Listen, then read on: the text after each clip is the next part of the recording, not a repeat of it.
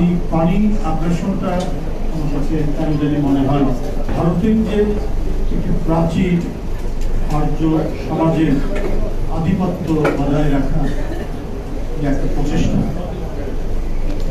সেটাও কোনোভাবে আমার কাছে মনে হয়। কারণ দক্ষিণের কৃষ্ণা কাবেরী নদীতে বাঁধ দিয়ে এই বৈষম্য করা হচ্ছে, ভারতের অভ্যন্তরেও আন্দোলন চলছে এবং প্রখ্যাত লেখক অরুন্ধতী রায় প্রায় এই আন্দোলনের সাথে সামিল হয়ে অর্থাৎ সোচ্চার উত্তর ভারতীয় এদের সেই প্রাচীন কাল থেকে আপনি জানেন অশ্বমেধ যজ্ঞ করার একটা অভ্যাস। তারা যাগযজ্ঞ করে ঘোড়া ছেড়ে দেবে এবং প্রান্তিক রাজারা যদি কেউ সেটাকে আটকে দেয় তাহলে বুঝতে হবে সেই রাজা কেন্দ্রীয় সম্রাটের প্রতি অবজ্ঞা করছেন, সুতরাং সেই দেশ দখল। এই যে একটা ডক্ট্রিন তাদের মাথার মধ্যে কাজ করে, সেখান থেকে তারা যেটি করবেন সেটি অবধারিত, সেটা অবশ্যই পালনীয়, সেটা কোনো ব্যত্যয় হয়। এই নীতি সেটা আমরা যেটাই বলি না কেন, চাণক্য যদি বলি বা অন্য যে কোনো ডক্ট্রিন বলবে, তাদের হৃদয়ের অভ্যন্তরে ভারত পাকিস্তান একটা ছোটখাটো সংঘাত হয়ে গেল। বাংলাদেশের সরকার এবং জনগণ চেয়েছে, শান্তি চেয়েছে, দ্রুত থেমে যাক এটা চেয়েছে, কোনো পক্ষ অবলম্বন। কিন্তু আপনি বয়ানগুলো যদি দেখেন, লক্ষ্য করেন, দেখবেন যে এই ভারত পাকিস্তান যুদ্ধে পাকিস্তানকে যেভাবে তুলনা করা দরকার করছে তাদের মিডিয়া, অবশ্য সেখানকার মানুষও বলে মোদি মিডিয়া ব্যাপারে আন্তর্জাতিকভাবে কিন্তু প্রতিবাদ।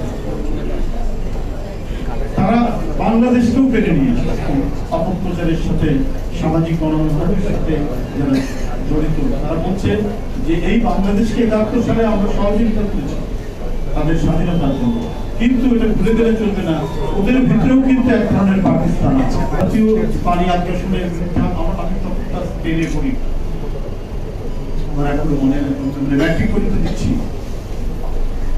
৭৬ সাল। ঘটনাটা হয়েছে ফারাক্কাতে গেছে, রাজশাহীতে জমায়েত হয়ে তারপরে কানসাটের দিকে মিছিলটা গেছে। ৩.৫ বছর আগে যে দেশটি আমাদের স্বাধীনতার সমর্থন দিয়েছে, সহযোগিতা, তাদের এই চন্দ্রনীতির কারণে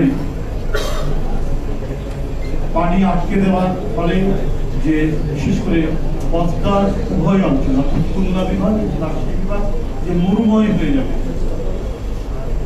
এই সম্ভাবনায় মানুষ কিভাবে প্রতিবাদে ফেটে পড়েছিল সেটা আমি সেদিন সচেতন।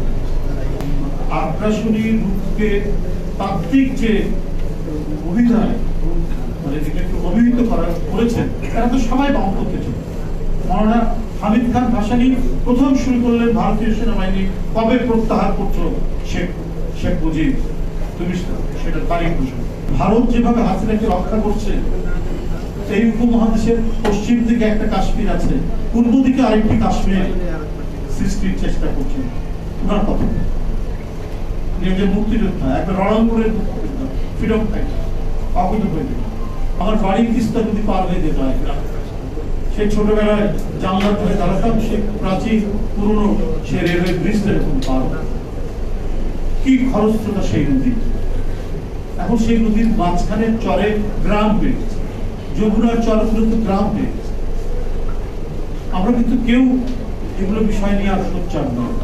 আমরা ফারাক্কার বিষয় নিয়ে যে যতটুকু সোচ্চার হয়েছিলাম, কিন্তু এর পরে ক্রমান্বয়ে অভিন্ন ৫৪ নদীতে তারা যেভাবে একতরফা ভাবে কাজ করে গেছে, পানি প্রত্যাহার করছে, যে ইউনিলেটারাল পানির যে তারা উইথড্র করছে, এটা আমরা ভাই জেনেও না জানার ভান করেছি। আমাদের ফেনী নদী থেকে পানি তুলে নিয়ে তারা ব্যবহার করছে নিশ্চুপ। এখন তো ব্যাপার হলো যে শেখ হাসিনা হচ্ছে একেবারে যেটাকে বলা হয় একটি সরকার, একটি শক্তিশালী সরকার, যেটা আমি কিছুক্ষণ আগেই বললাম যে প্রাচীনকালে যে অশ্বমেধ যজ্ঞ যেটা হয়েছে, যে ঘোড়া ছেড়ে দিলে পরে যে ঘোড়াটা আটকাবে তাকে অবাধ্য রাজা বলে তার বিরুদ্ধে আগ্রাসন চালাবে। কিন্তু বাধ্য রাজা তো ছিলেন, অনেকেই ঘোড়া আটকায়নি। তার মধ্যে শেখ হাসিনা ছিল মানে এমন একজন রাজা যে ঘোড়াটাকে আটকায়নি, উত্তর ভারতের ঘোড়াটাকে আটকায়। তিনি করতে গিয়েছেন ফেনী নদী থেকে একতরফা পানি প্রত্যাহার করতে। এমনকি পরিবেশের ক্ষতি হবে জানা ইন্ডিয়াতেও ভারতেও সেখানকার পরিবেশবাদীরা আন্দোলন করেছে, মিছিল করেছে, তীব্র প্রতিবাদ করেছে একটা সিপাহী মুখ বাঁধে, সেখানেও তারা করেছে। যেটা করা ঠিক হবে না, এটা ভারতেও এটা এফেক্ট হবে। আরেকটা হচ্ছে আপনার রামপাল কয়লা পুড়িয়ে যে বিদ্যুৎ সেটার ব্যাপারে, যে সুন্দরবন এর 25 মাইলের মধ্যে 25 মাইল 25 কিলোমিটার এর মধ্যে কোনো কয়লা পুড়িয়ে তাপ বিদ্যুৎ এর যে বর্জ্য নদীতে যাচ্ছে, যে সমস্ত নদী, পশুর নদী সহ অন্যান্য নদী, প্রত্যেকটি নদী টক্সিক হচ্ছে, দিনকে দিন এর পরিস্থিতি খারাপ হচ্ছে। এই ফারাক্কা বাঁধের ব্যাপারে বলেছি প্রাকৃতিক কি হবে, বিপর্যয় দেখা যাবে, হচ্ছে তাই। কিছুদিন পানি খুললে পরে আপনার যে পানিটা আমরা পাচ্ছি সেখানে আর্সেনিকে ভর্তি, আর্সেনিক যুক্ত পানি।